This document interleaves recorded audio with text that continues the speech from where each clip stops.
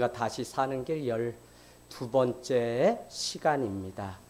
변화의 기쁨을 맛보라. 여러분, 오늘 오네시모가 변하여서 새 사람이 되었다는 것을 우리는 늘 기억하게 되기를 원합니다. 오늘 많은 사람들이 그렇게 이야기해요. 아우, 죽어도 사람은 안 바뀐다. 저 사람의 성격과 기질은 죽어도 안 바뀐다라고 그렇게 운명론처럼 믿고 살아가는 시대입니다. 그래서 우리가 행여라도 누군가가 실수를 하게 되면 내가 뭐라고 했어라고 수군거리면서 당연히 그는 변하지 않을 줄 알았다고 그렇게 이야기하는 풍토가 우리 안에 있어요. 그런가 하면 그 부모의 그 자식이지라고 우리는 그의 삶이 부모 때문에 이미 어떤 규정된 것처럼 말하려고 하는 습관이 있습니다. 그런데 더 중요한 것은 이와 같은 생각을 세상 사람들이 하는 것이 아니라 교회 안에 있는 성도들의 입술을 통해서 이와 같은 죽어도 사람이 바뀌지 않는다는 이야기를 하고 있다는 것입니다. 그러면 여러분, 에베소서에 나오는 말씀처럼 여러분은 심령을 새롭게 하고 마음을 새롭게 하여 변화를 받아 새 사람을 입으라고 하는 그 말씀은 무슨 의미가 있을까요? 아니, 도저히 바뀔 수 없는 우리의 존재인데 주님이 우리를 시험하시려고 우리에게 변하여 새 사람이 되라고 말씀하신 걸까요? 우리는 요한복음으로 가면 요한복음의 주제가 변화를 말하고 있다는 사실을 기억할 수 있습니다. 요한복음으로 한번 가보겠습니다. 요한복음 1장은 우리에게 무엇이 무엇으로 변했다고 말씀하고 있냐면요, 말씀이 육신이 되어 우리 가운데 왔다는 것입니다. 말씀이 육신이 되어 우리 가운데 왔다. 그런가 하면 2장은 무엇이 무엇으로 변했다는 거예요? 물이 포도주로 변했다는 것입니다. 3장은요, 3장은 한밤에 찾아온 니고데모의 인생이 주님을 만나서 변하여 새 사람이 되었다는 거예요. 그런가 하면 4장으로 가겠습니다. 4장에 남편 5 있는데 그 남편 5도 만족감을 주지 못해요. 그런데 사람들이 그 여인을 향해서 책망하고 조롱합니다. 그래서 사람들이 오가지 않는 뜨거운 땡볕이 있는 한낮 정오에 이 수가성의 한 여인은 우물가에 왔다가 예수님을 만남으로 항아리를 버려두고 메시아를 만나 인생이 바뀌었다는 것입니다.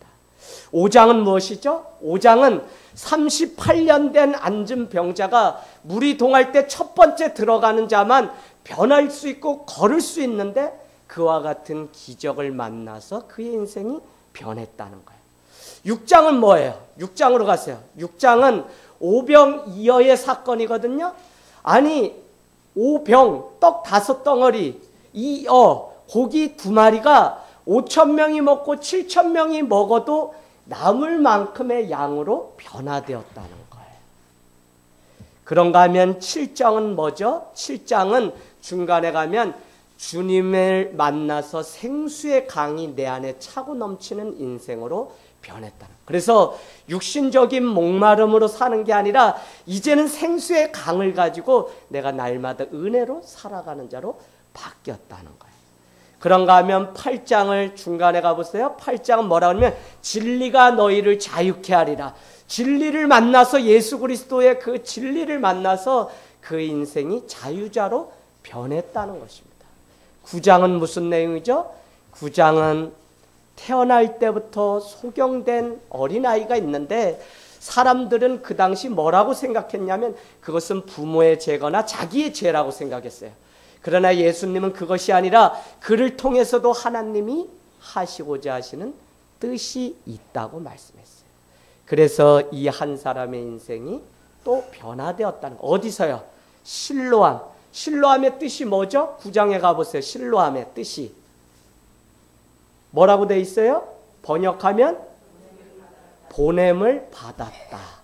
여러분, 오늘 우리가 예배하고 있는 이 장소가 실로암이 되기를 원합니다. 눈이 가려지고 우리의 10년 가운데 절망 가운데 있던 우리의 인생이 예수 그리스도를 만남으로 인해서 오늘 보내짐을, 이 장소로 우리가 보내짐을 당해서 우리의 인생이 변화가 일어나는 역사가 있기를 원합니다. 여러분, 그렇다면 성경 말씀은 믿는 우리가 왜 변화를 믿지 못하고 그렇게 살아간다고 말씀하고 있는 것일까요? 그것은 자기 자신이 주님을 만나 먼저 변화를 경험해 본 일이 없기 때문에 그렇습니다. 중요해요. 우리가 오늘 오네시모가 변하여 새 사람이 된다는 사실을 믿는 것이 믿음입니다 라고 제가 몇 주째 계속 말씀했어요. 아니, 내가 변화되는 거 믿는 것도 믿음이지만 다른 영혼이 변화될 것을 믿는 것이 큰 믿음입니다 라고 말씀드렸어요. 다른 영혼은 내가 어떻게 할 수가 없잖아요. 그럼에도 불구하고 그 사람이 변화될 것을 믿으라고 오늘 우리에게 오네시모의 사건을 통해서 보여주고 있거든요. 그런데 중요한 것은 자신이 변하여 본 경험이 없으면 이 사실을 도저히 믿지 못하고, 아까 사람은 도저히 바뀌지 않는다는 그 운명론을 오히려 믿으면서 저 사람은 근본이 잘못된 사람이야 라고 정죄한다는 것입니다. 그러나 여러분, 기억하셔야 됩니다. 변하지 않으면 다 썩어요. 변하지 않으면 그 안에 생명을 잃게 됩니다. 요한복음은 오늘 한결같이 주님을 만남으로 변화되었던 사건에 대해서 우리에게 21장까지 말씀하고 있어요. 21장으로 가보세요. 요한복음 21장. 누구죠? 부활하신 주님을 시몬이 만나게 되었어요. 시몬은 예수님을 믿다가 그는 다시 예수님이 죽게 되자 어떻게 돼요? 옛날 도로 자기가 살던 갈릴리 바닷가로 돌아가요. 그런데 그곳에 예수님이 요한복음 21장 17절에 보면 요한의 아들 시몬아, 너가 세상 이것들보다 나를 더 사랑하니? 그랬더니 주님, 내가 주님을 사랑하는 줄 주님은 아시지 않습니까? 그랬더니 뭐라 그래요? 그렇다면 내 양을 치라, 내 양을 먹이라고 했어요. 무엇으로 바뀐 거예요? 주님을 부인하고 세상에 고기 잡는 어부였던 인생이 다시 양을 치고 먹이는 뭐요? 사람 낚는 어부로 드디어 변화를 입었다는 것입니다. 여러분, 우리 삶 가운데 변화가 날마다 있기를 원해요. 주님을 우리가 알면 알수록 신앙의 연조가 한 해 두 해 더 가면 갈수록 우리의 믿음이 날마다 새롭게 변화되기를 원합니다.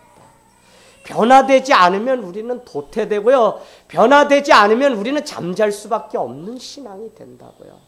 여러분, 5년, 6년, 10년 이거는 아무 의미가 없어요.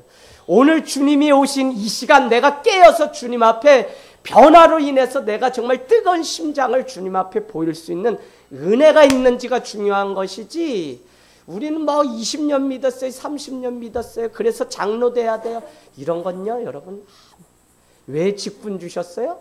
우리가 변화를 입었기 때문에 누군가의 영혼에 변화의 은혜를 주기 위해서 우리에게 직분도 주신 것이지, 그게 아니면 아무 의미가 없는 거예요. 사랑하는 여러분, 오늘 오네시모가 죄인이었다가 옥중에서 바울을 만나 복음으로 하나님의 자녀가 되었다는 것입니다. 무익한 자가 유익한 자가 됐고요. 12절에 보면 그를 돌려보내노니 그는 my heart, 없으면 안 되는 심장으로 바뀌었다는 거예요. 우리 공동체에 여러분 한 사람 한 사람이 변화되어서 와도 그만 안 와도 그만이 아니라 우리가 어떻게 얻은 인생인데 내가 그 시간을 내가 지키지 않으면 안 되는 그 사람으로 변화되는 역사가 있기를 원합니다. 여러분, 우리가 가만히 보세요. 저 사람 와도 그만 안 와도 그만이면 그건 너무 슬픈 삶을 우리가 사는 거예요. 저 사람 왜 안 왔지? 저 사람 왜 안 왔지? 저 사람 무슨 일 있나? 적어도 공동체가 이와 같은 기대를 향해서 나를 바라봐야지, 에휴 또 무슨 일 있어서 안 왔겠지, 이렇게 하면 벌써 그 사람의 신앙은 문제가 있는 거예요. 더 중요한 것은 그것을 그렇게 바라보는 우리도 문제인 거예요. 그래서 저는 함께 변화되기를 꿈꾸는 가정이 되고 사회가 되고 교회가 되었으면 하는 마음이 마음 가운데 간절합니다. 여러분, 믿음의 눈으로 세상을 바라보기를 원합니다. 오늘 심장과 같은 자로 변화되었어요. 솔직히 변화가 없으면 우리 삶에 무엇이 없게 되냐면 기쁨을 잃어버리게 돼요. 여러분, 내 삶이 지금 주님의 녹화심이 있지를 않으면 기쁨을, 즐거움을 잃어버리게 돼요. 다음 주 추수감사주일이에요. 기쁨이 어디에서 있는 거죠? 시편 1편은 우리에게 최고의 복이 뭐라고 말씀하고 있어요? 여호와를 즐거워하는 것이 복이라고 말씀해요. 물론 시편은 여호와의 말씀을 주야로 묵상하는 것이 복이라고 우리에게, 즐거워하는 것이, 묵상하는 것을 즐거워하는 것이 복이라고 우리에게 말씀해요. 여러분, 이 즐거움이 잃어버렸다면 우리는 우리의 신앙을 점검을 해봐야 돼요. 그래서 여러분, 하박국 3장도 다른 것이 아니에요. 외양간에 송아지가 없고 포도나무에 소출이 적고 무화과의 열매가 없을지라도 나는 여호와로 인하여 즐거워하며 기뻐한다고 고백하고 있어요. 내 안에 여호와 때문에 기뻐하고 즐거워하는 그 축복을 잃어버리게 되면 우리는 아무것도 아닌 거예요. 근데 그것이 어디에서 시작되냐? 날마다 내 삶의 변화가, 그 변화는 누가 일으키는 거예요? 주님의 성령이 딱딱한 내 마음을 자꾸 만져서 생명이 깃드는 마음으로 바꿔주니까 이게 즐겁고 기쁜 거라니까요. 우리 이상훈 권찰님, 김태식 권찰님, 우리 전용석 권찰님, 젊었을 때 한 10여 년은 실컷 싸우게 돼요. 싸우는 게 나쁜 게 아니라 잘 싸우는 게 중요합니다. 그래도 문제를 턱 해결하고 와서 이렇게 웃으면서 말할 수 있는 게, 제 안에는 너무 기뻐요. 전에 같았으면 이게 큰 싸움이 됐을 텐데, 그래도 이렇게 말할 수 있다면, 이것을 수용했던지 서로 용서를 빌었던지, 그래도 교회가 가정을 세우는 이 일이 계속적으로 우리 안에 일어나고 있구나. 무엇이 기쁜 거예요? 가정 안에 일어나는 이 변화가 있다는 것이 점점 마음 가운데 기쁨이고 즐거움이 된다는 것입니다. 여러분, 반복이라는 단어를 여러분 꼭 검색해 보세요. 반복이라고 하는 단어는 시골 생활을 해보신 분은 알아요. 반복이. 제가 언젠가 반복이 되시는 하나님이라는 목양 칼럼을 쓴 적이 있어요. 반복이는 뭐냐면, 시장에 가신 부모님이 돌아오시고 나는 그 부모님을 만나기 위해서 마중을 나가고, 그래서 마을 어귀에서 중간 지점에서 반만 보이는, 그래서 서로 가운데서 만나는 것을 우리 한글 반복이라는 단어가 있어요. 저는 오늘 우리의 예배가 우리의 삶에 날마다 변화를 꿈꾸면서 살아가는데, 오늘 주님이 말씀으로 우리에게 다가온다면 우리도 한번 가슴을 열고 이 말씀이 내 삶에 칠 수 있는, 나를 변화시킬 수 있는, 내가 주님의 말씀을 향해 나도 다가가는 반복이의 삶이 오늘 이 예배를 통해서 있기를 원합니다. 여러분, 말씀을 들을 때 말씀은 제가 먼저 묵상하고 여러분께 나누죠. 그러나 오늘 말씀은 또 여러분에게 말씀하셔요. 그래서 주님이 내게 무슨 말씀을 하시는지가 여러분이 또 들을 준비가 되셔야 돼요. 그래서 오늘 우리가 예배 그냥 나오는 게 아니라 말씀을 사모하고 준비하고, 그래서 여러분이 10분 전에 오셔서 꼭 기도하시고 이 예배를 준비해서 드리기를 원합니다. 왜 그러냐면, 준비해서 우리가 주님 곁으로 나가야만 주님도 우리를 향해서 오시는 그 만남을 우리가 할 수 있기 때문에. 사랑하는 여러분, 우리를 향해서 지금도 말씀이 육신이 되어 찾아오신 그 주님의 은혜를 경험하게 되기를 원합니다. 저는 변화에 대한 믿음을 가지는 것이 실제적인 내 인생의 변화를 보는 첫 걸음이라고 생각합니다. 그러려면 신앙을 지키기 위해서 나 자신을 지키려고 하는 것이 아니라 변화를 위해서 죄인된 내 모습을 주님 앞에 철저히 내려놓는 일부터 해야 돼요. 여러분, 자기의 상처를 꼭꼭 감추려고 노력하는 것이 아니라 주님 앞에 내던져서 진정 예배를 통해서 자유함을 누려 내 인생의 변화를 보는 삶이 되기를 원합니다. 그 일 때문에 사도 바울은 나는 날마다 죽노라, 그냥 죽는 게 아니라 나는 주님 앞에서 날마다 죽노라라고 고백하는 그 은혜가 있었다니까요. 사랑하는 여러분, 예수 믿고 자식이 변화되는 것이 얼마나 부모의 기쁨이에요. 그런가 하면 남편이 손잡고 교회에 나오는 것이 얼마나 큰 기쁨입니까? 아내가 예수 믿고 부드러워져서 가정을 지혜롭게 인도하는 일이 얼마나 기쁨이에요. 우리의 입술 가운데 찬양과 기도와 아멘이 차고 넘치는 이 인생이 얼마나 복되고 기쁜 일입니까? 이 모든 일은 다 변화를 경험할 때만 가능한 일이라는 사실입니다. 그런데 우리가 믿는 이 예수 그리스도는 우리에게 한 가지의 진리를 주는데 바로 이것입니다. 누구든지 예수 그리스도 안에 있으면 변하여 새 사람이 된다는 것입니다. 할렐루야. 여러분, 그래서 우리는 새 사람이 될 것을 늘 꿈꾸면서 주님 앞에 나아가는 삶이 우리에게 있기를 원합니다. 그래서 복음으로 낳은 인생, 복음으로 빚어진 삶을 날마다 추구해야 돼요. 그런데요, 이렇게 되기까지 오늘 목회 서신에서 썼던 것처럼 한 사람의 인생이 변화되기까지 우리는 그 인생을 기다려 주어야 됩니다. 또 그런가 하면 그 인생이 기다리는 그 자체가 무엇이냐면 사랑이 없이는 안 되는 거 있죠. 우리가 남편이 돌아오기를 얼마나 밤낮 눈물 흘리면서 기도했어요. 자식이 방황하지 않고 이제 주님 앞에 길을 찾기를 얼마나 우리가 기도했습니까? 여러분, 창세기 1장 3절 주님 하나님의 신이 운행하기 전에 세상은 어땠다고 말을 하고 있어요? 1장 2절 보세요. 땅이 혼돈하고 공허하며 흑암이 깊음 위에 있고 하나님의 영은 수면 위에 운행하시니라. 그렇게 했더니 어떻게 됐어요? 빛이 있으라 하니 빛이 세상 가운데 왔다는 거예요. 근데 빛이 임하기 전에 하나님의 신 성령이 운행하시기 전에는 공허와 흑암과 뭐가 있었어요? 공허, 혼돈이 그 안에 있었대요. 혼돈이라고 하는 뜻은 무엇이냐면 길을 찾지 못한다라고 하는 의미예요. 오늘 우리가 살아가는 이 시대가 얼마나 혼돈 속에, 사랑하는 자녀들이 혼돈을 시작해 보세요. 집안이 삽시간에 풍지박산이 돼요. 그렇게 믿었던 이 자녀가 길을 놓치고 인생을 허비하면서 살아가는 것을 보는 부모의 마음 기쁘지 않거든요. 그런데 이 자녀가 오랜 기다림, 오랜 사랑을 통해 변화되어서 주님 앞에 왔다면 그것보다 기쁜 일은 없다는 거예요. 여러분, 목회가 왜 어려운가 했더니 기다림이더라니까요. 목회가 처음부터 끝까지 뭐를 해야지 이 목회의 길을 갈 수 있나 했더니 기도 외에는 없어요.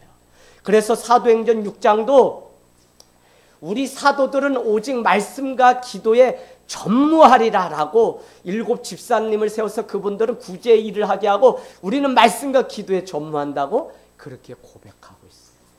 여러분 보세요. 어느 정도 와서 사랑을 받고 이제 변화되면 그 사람이 한 공동체의 일원이 되고 일꾼이 되기까지 얼마나 많은 시간이 필요한지 몰라요.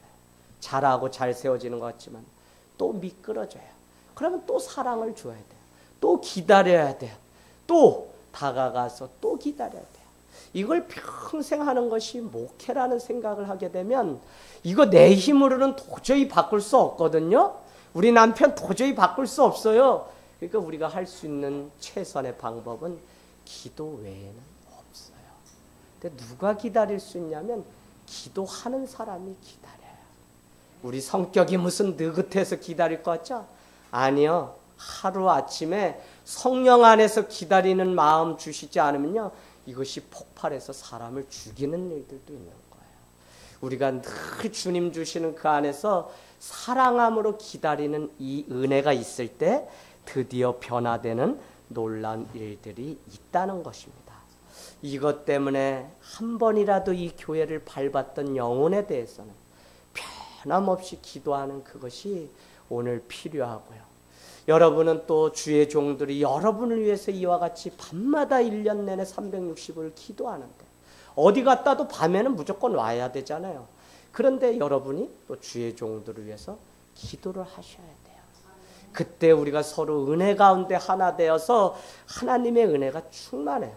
그래서 여러분 중보기도 사역을 배우면 여러분이 첫 번째 주의 종을 위해서 기도하라는 그 교육을 받게 됩니다. 그래서 처음 우리가 이렇게 마쳤을 때 여러분 새벽 기도에 잠시 3년 차에 시작했던 교회예요. 그런데 밤마다 개척 당시부터 저녁에 모여서 목회자들은 기도하자 이렇게 해서 교회 건물도 없고 집에서 시작할 때 저기 논에 가서 우리가 기도를 하면 동네 개가 다 짖던 그때인데 아니 아침에 뭐 장애자 집사님하고 몇 분 해보는데 할머니 뭐 이렇게 하고 집에 또 막 가야 되는데 쫓기잖아요. 그러니까 이게 뭐 기도를 해도 깊지가 않아요. 그래서 저녁에 목회자들 기도하는 열심 기도회와 새벽 기도회를 합쳐서 저녁에 하자. 저녁에 한 결과 새벽에는 개인 영성을 위해서 좋아요. 그러나 저녁에는 우리가 하고 있는 모든 것들이 세상과 상관없는 게 되면 안 되고 상관 있는 게 돼야 되는데 우리의 기도 소리를 듣고 우리 문영희 집사님, 한경원 형제, 백재옥 집사님 가정이 뛰쳐들어와서 같이 믿음의 식구가 된 거예요. 그러고 보니까 밤의 문화가 지금 막 우리를 지배해요. 교회를 다녀도 적당히 술 한잔 하시면서 다니는 사람들이 얼마나 많아요. 그런데 아내가 저녁 기도를 정복하면서 여보 가자 하니까 손을 잡고 저녁 기도에 나오면서 가정이 회복되는 것들을 보게 돼요. 그래서 여러분 기도보다 빠른 것이 없다는 사실을 날마다 경험하게 됩니다. 이 일 때문에요. 오늘 사도 바울은 명령으로 하지 않고 사랑으로 또 자기에게 두어 자기를 섬기게 할 수 있지만 빌레몬의 승낙이 없이는 이 좋은 선한 일을 억지같이 되지 않게 하기 위해서 자의로운을 결단하고 결정할 것을 빌레몬에게 간청하는 모습을 보게 됩니다. 여러분 오늘 우리가 읽은 이 15절 말씀은 믿음은 관점이고 믿음은 해석이라는 말씀을 다시 드리고 싶습니다. 오네시모가 주인 빌레몬에게 달아난 것에 대해서 사도 바울이 어떻게 해석했는지를 우리는 알 수 있습니다. 아마 그가 잠시 떠나게 된 것은 너로 하여금 그를 영원히 두게 하려고 하시는 하나님의 계획이 있었던 것 같다라고 오늘 빌레몬에게 영원히 두게 하시려고 하시는 하나님의 계획에 대해서 오늘 말씀을 하고 있다는 거예요. 여러분 말씀 기억하시죠? 오네시모는 빌레몬의 가정의 종이었거든요. 그런데 그가 불의를 끼치고 달아났다 옥중에서 사도 바울을 만나서 사도 바울이 복음을 전함으로 그 인생이 바뀌게 됐는데 그의 문제는 뭐냐면 주인 빌레몬에게 불의를 끼쳤다. 그래서 사도 바울은 자기의 문제로 여기고 특별히 골로새 지방에서 자기가 복음을 전했던 이 누구요? 빌레몬에게 편지를 써서 오네시모를 용서해 줄 것을 간청하는 내용입니다. 그런데 오늘 15절은 이렇게 말씀하고 있어요. 오늘 이런 사건이 잠시 너에게 불의를 끼쳐서 달아나서 옥중으로 이렇게 떠나게 된 것은 이제는 너와 영원히 주 안에서 함께하게 하려고 주님이 계획하신 것 같다라고 편지를 썼어요. 여러분 오늘 내게 일어난 사건을 어떤 관점으로 볼 것인가가 신앙의 시작입니다. 지금 내게 닥친 불행이나 고통을 어떻게 볼 것인지가 신앙이라고요. 자칫 잘못 보기 때문에 하나님을 원망하고 떠나는 사람들도 있기 때문에 드리는 말씀입니다. 내가 만나는 사건에 대해서 어떻게 보느냐가 내게 주는 의미를 완전히 다르게 하잖아요. 똑같은 사건인데도 다르게 한다니까요. 내가 어려움을 당했지만 그것이 하나님을 만나게 하는 일이라면 그 일은 하나님 안에서 내 삶을 변화시키고자 하시는 하나님의 계획이 있었다는 사실을 믿게 되기를 원합니다. 왜 나만 이 고통을, 왜 나만 이 어려움을, 왜 내가 이렇게 어려운 길을 떠나왔지? 나는 왜 교회도 멀리 다니게 되지? 그러나 그 안에 하나님의 계획이 있다는 것이에요. 거기서부터 나를 진정으로 변화시키려고 하시는 하나님의 계획이 있었다니까요. 이 사실을 보지 못하면 그 일이 내 인생을 망쳤다고 생각하면서 평생 나는 그 사람 기억도 하고 싶지 않다고 말을 하는 일들을 종종 보게 됩니다. 여러분은 거기다 한번 써놔 보시겠어요? 과거란 내 삶에 전혀 영향을 주지 못한다라고요. 과거는 전혀 내 삶에 영향을 주지 못해요. 왜 그런지 제가 말씀을 드릴게요. 여러분, 우리가 예수님을 만나서 거듭나고 예수님으로 인해서 진정 자유함을 누리는 사람에게 드리는 말씀이에요. 그 예수님을 온전히 쫓아가고 온전히 만나는 삶을 살아가게 되면 과거에 얽매여서 살아가는 그 삶이 우리의 인생일진데 그것으로부터 비로소 떠나게 된다니까요. 과거라는 것은 아무 힘이 없어요. 그냥 지나간 사건에 불과해요. 그런데 상처를 가지고 살아가는 많은 사람들은 누가 우리를 조정하냐면 과거의 그 사건이 나를 조정하는데 그대로 우리 자신을 과거의 그 사건에 던져놓고 살아간다는 거예요. 그래서 주님은 날마다 그날 주시는 그 은혜로 우리가 살아가기를 원하는 것이지 그 과거가 아무리 좋은 은혜일지라도 그것은 다 잊어버리라고 말씀하고 있습니다. 이사야에 나오는 말씀이에요. 여러분, 과거는 아무런 힘이 없습니다. 왜냐하면 내가 그것을 어떻게 보느냐에 따라서 그 일을 바꿀 수 있는 유일한 길도 우리에게 있기 때문에 그래요. 그래서 부모가 내게 어떻게 하고 형제가 어떻게 하고 뭐 나라가 어떻게 하고 이것은 그냥 오늘 사건으로 족한 거예요.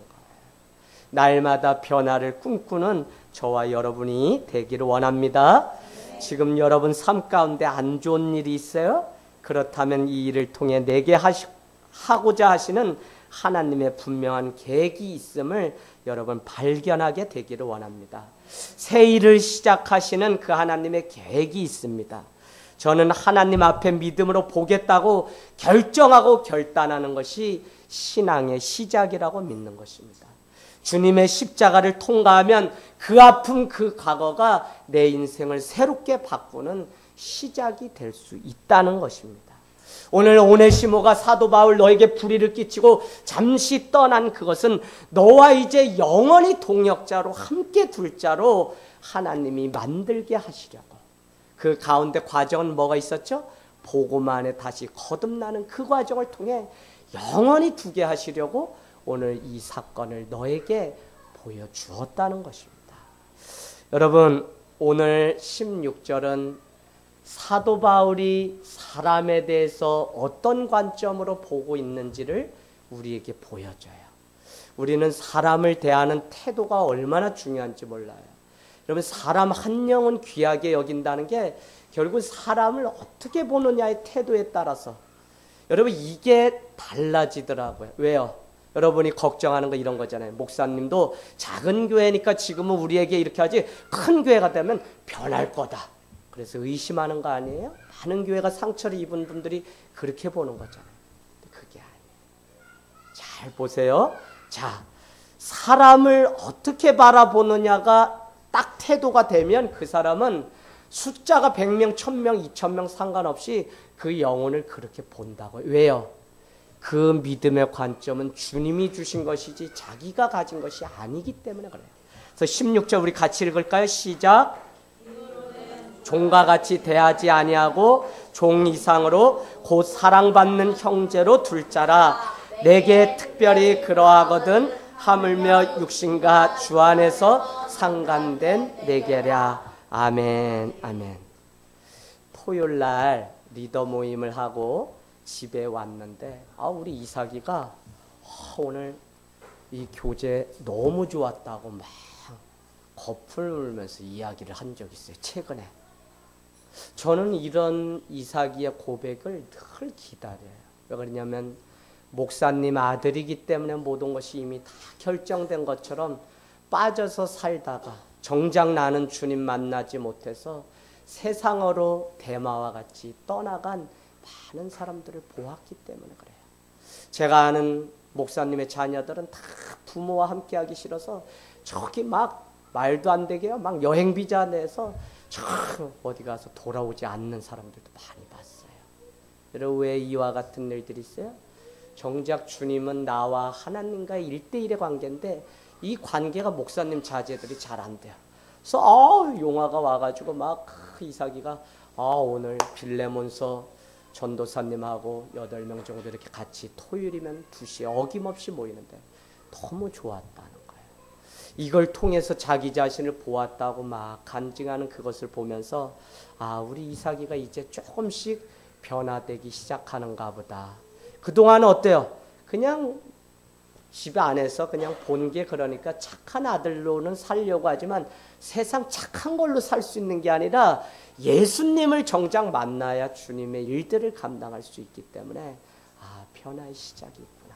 그래서 제가 요새 우리 아들을 달리 보고 이렇게 기뻐하는 은혜가 있습니다. 여러분 오늘 빌레몬은 사도 바울의 그 겉면 16절을 보고 어땠을까요? 그 안에 은혜가 더 크지 않다면 그는 아마 미칠지 모릅니다. 자신을 배반하고 도망간 종이거든요. 근데 용서해 줄 것을 말씀하고 있어요. 우리 역시 말하기를 가장 쉬운 용서는 뭐라고 이야기하냐면 아예 저 사람 얼굴 안 보면 그만이고 저 사람하고 말 안 섞으면 그만이고 그 사건 내가 기억 안 하고 잊어버리면 그만이지라고 말을 해요. 그런데 그것은 완전한 용서가 아니라는 사실을 우리가 알고 있어요. 스스로 속아 넘어가는 거라. 왜요?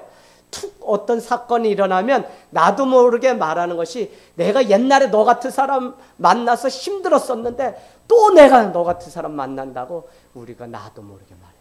그럼 무슨 이야기예요? 내가 잊어버리고 말 안 하고 안 보면 그만이지 했던 용서했다고 생각하는 것이 용서하지 않았다는 반증이기도 하다는 것입니다.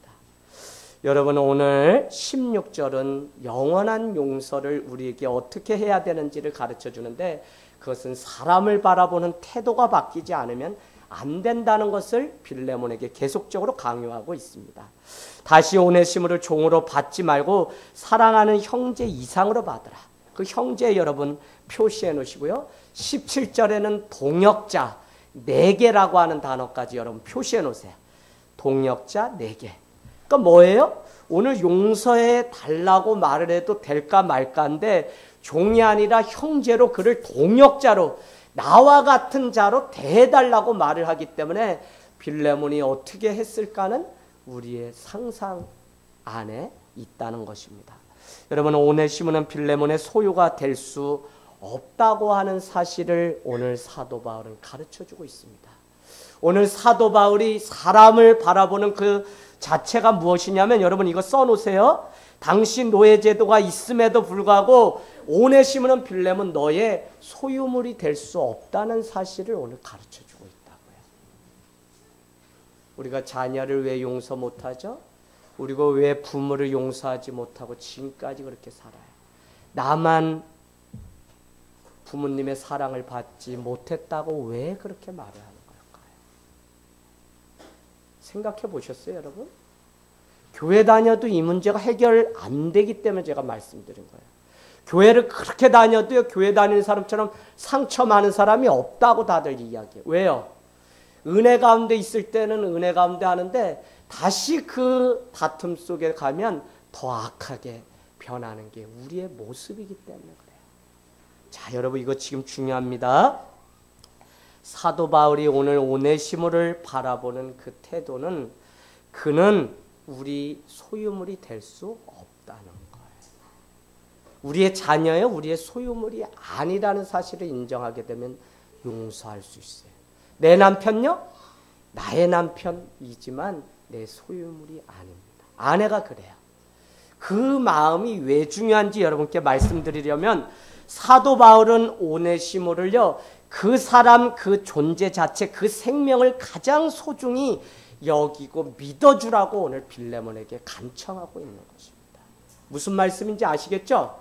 너의 소유로 여기면 오늘 그를 용서할 수 없는데 그 자체 그 인생 존재 자체를 여러분이 보고 귀하게 여길 수 있을 때 비로소 용서를 하고 형제로 맞이할 수 있다는 사실을 가르쳐주고 있습니다.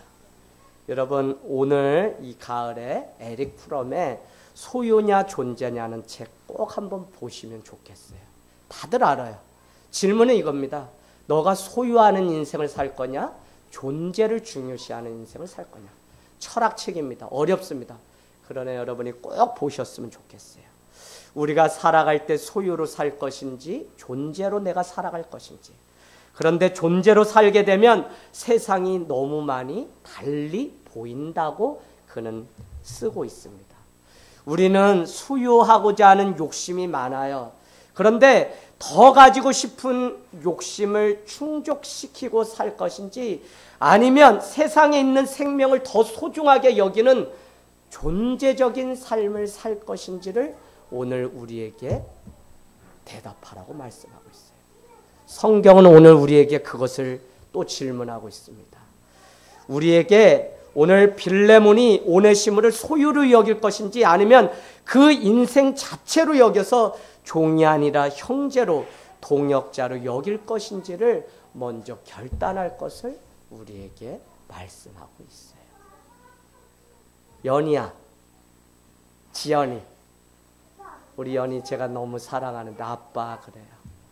연희가 왜 귀하냐면 연희가 공부를 1등해서요? 아니에요. 연희가 뭐 저한테 빼빼로 대에 뭐 빼빼로 많이 줘서 아이 그런 거 아니에요. 저는 우리 연희의 상황과 모든 걸 다 알지만 저 아이 자체가 귀하고 저 아이 자체가 주님을 믿고 하나님 앞에 있다는 게 얼마나 귀한지 몰라요. 그게 복이에요. 할렐루야. 지혜야, 목사님이 이야기하는 거 지금 무슨 이야기인지 알겠지? 지혜가 휘황찬란하고 삐까번쩍해서 지혜를 사랑하거나 아닌 게 아니다.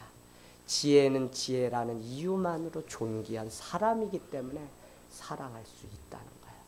수진아, 너 이거 믿어? 목사님이 너 오늘 아침에 안으려고 그랬지? 내가 너를 뭐 이렇게 해서 막 그런 게 아니라 정말 소중하기 때문에 안아주고 싶어. 우리 하람이가 막 와요. 제가 그냥 안아주면 주님의 그 마음이 제 안에 생겨요. 이 아이가. 하물며 부모는 어떤 마음으로 자녀를 안고 날마다 대해야 될까요? 여러분, 소유냐 존재냐의 책 안에 괴테의 시가 나오더라고요. 제목 발견이라는 시예요. 여러분, 이것을 보면 여러분이 더 이해를 할 수 있습니다. 발견. 그렇게 나홀로 숲속으로 걸어갔네. 아무것도 찾으려 하지 않았지. 그것이 내 생각이었어. 그늘 속에서 나는 한떨기 작은 꽃송이를 보았어. 별처럼 빛나며 작은 눈동자처럼 아름다운. 나는 그 꽃을 꺾으려 했지. 그러자 그 꽃은 나에게 속삭였어. 난 꺾여 시들어져야 할까요? 뿌리채 온통. 난 그 꽃을 뽑아내어 집 옆 예쁜 정원으로 옮겨 놓았다네. 그러자 그 꽃은 조용한 구석에서 다시 살아났지. 지금 그 꽃은 가지를 쳐가고 자꾸자꾸 꽃을 피워가고 있다네.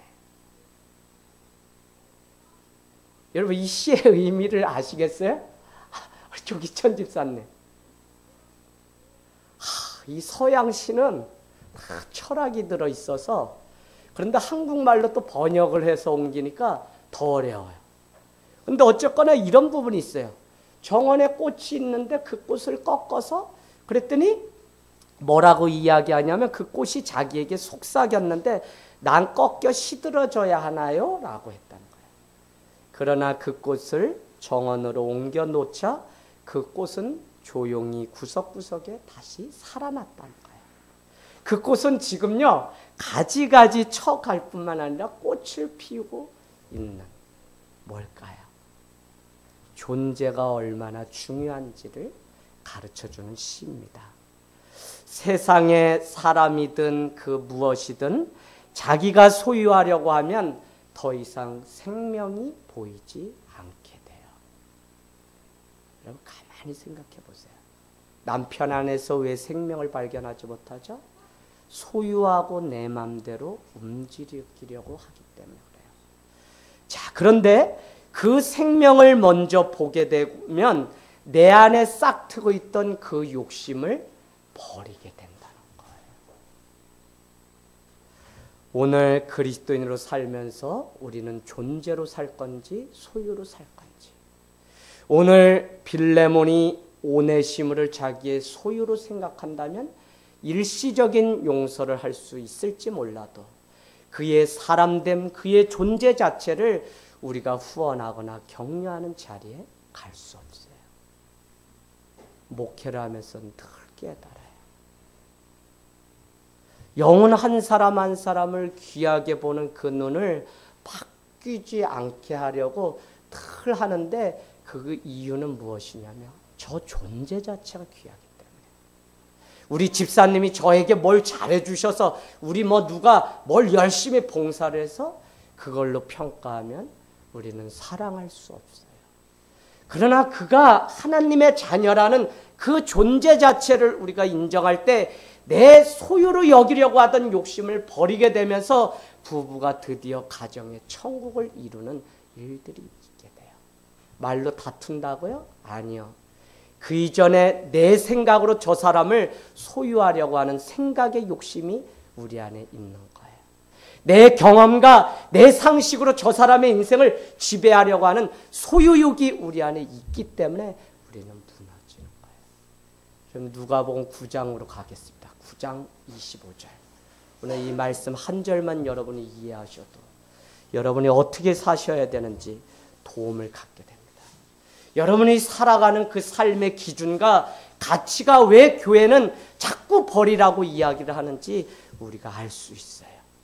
자, 9장 25절 우리 같이 읽도록 하겠습니다. 자, 9장 25절. 자, 준비됐나요? 예. 9장 25절 다 펴보세요. 누가복음 9장 25절. 다이, 우리 수진이 좀 찾아줘 보세요. 9장 25절. 같이 읽어도 좋아요. 자, 합독하겠습니다. 시작. 사람이 만일로 천하를 얻고도 자기를 잃을 빼앗기겠지 하면 무엇이 유익하리요? 아멘, 아멘.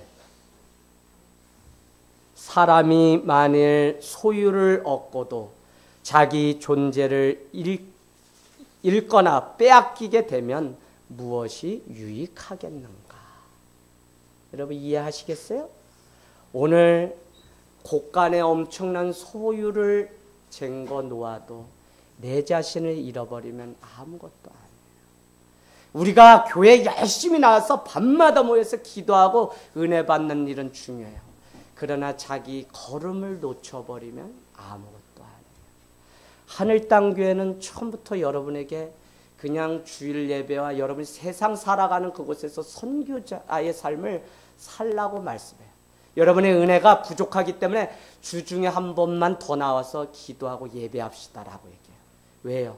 자기 존재를 자꾸 잊어버리기 때문에. 잃어버리면 어떻게 되냐면 세상 다람쥐 쳇바퀴 돌듯 계속 돌아가면서 바쁘게만 살다가 교회에 와서 그냥 잠자다가 가는 교회가 되는 거예요. 여러분 우리가 어떻게 살아가야 되는지, 오늘 성경은 너가 정말 소유를 가지고 살아갈 것인지 너 존재로 살아갈 것인지를 명확히 할 것을 우리에게 말씀하고 있어요. 내 존재 자체가 먼저 넉넉해지는 은혜가 있지 않으면 아무리 많은 봉사도 은혜가 되지 않는다니까요. 왜? 내 자신을 이미 빼앗기고 잃어버렸기 때문에. 그래서 오늘 에릭 프롬은 자본주의가 주는 소유에 빠져서 이 시대가 살아가는 안타까움을 가지다라고 하는 동사로 이렇게 설명을 합니다. 본인이 정신과 의사거든요. 그래서 이렇게 표현해요. 옛날에는 환자가 오면 이렇게 얘기했다는 거예요. 선생님, 저는 고통에 시달리고 있어요 라고 이야기했는데, 오늘날 이 자본주의에 물든 시대는 이렇게 말이 바뀌었답니다. 선생님, 저는 문제를 가지고 있어요 라고요. 아까는 뭐였죠? 저는 고통에 시달리고 있어요. 똑같은 얘기를 이제는 이렇게, 저는 문제를 가지고 있어요 라고 이야기합니다. 여러분, 자본주의는 문제도 가지고 소유하는 것처럼 생각하는 시대가 되었다는 단편적인 예입니다. 오늘 빌레몬이 오네시모를 소유로 생각하지 않고 그 안에 생명을 볼 수 있다면 우리는 그를 주님 대하듯 할 수 있습니다. 여러분, 너무 많은 것을 가지려고 쌓아놓는 것, 집착하는 것은 죄입니다. 왜요? 오히려 나눌 수 있어야 한다고요. 왜냐하면 그것이 목적이 되게 되면 사람이나 생명이 내 눈에 도저히 이제는 보이지 않기 때문에 소유가 목적이 되게 되면 생명을 잃어버리고 빼앗기고 살기 때문에 그래요. 여러분, 이것은 엄청 중요해요. 교회의 일원이 되려면 소유를 버려야 돼요. 내가 녹아져서 내 자신이 믿음의 사람으로 세워지는 일에 관심을 가져야지 누가 어떻게 바뀌었으면 좋겠다, 누가 어떻게 이거는 허무맹랑해요. 생명을 먼저 우리가 보기를 원합니다. 오늘 사도 바울은요, 빌레몬에게 이런 선택에서 결단해 주길 바라고 있습니다. 그렇게 그를 있는 그대로 인정해 줄 것인지 아닌지를 오늘 볼 것. 더구나 16절 17절에 가면 너에게 불의를 끼쳤다면 내가 돌아가서 분명히 갚아주겠다고 이야기하면서 너가 정말 너 인생의 소유가 목적이라면 내가 돈으로 얼마든지 배상을 해주겠다고 사실은 또 말을 하고 있어요. 그러나 이 질문 앞에서 사도 바울은 빌레몬이 소유 때문이 아니라 그가 예수 안에서 변하여 새 사람이 된 그 존재 자체를 믿어주기를 바라는 간절한 마음이 있다는 사실을 깨닫게 되기를 원합니다. 여러분, 가을 좋아요. 내가 내 인생을 한번 돌아보기에 너무 좋은 시간이에요.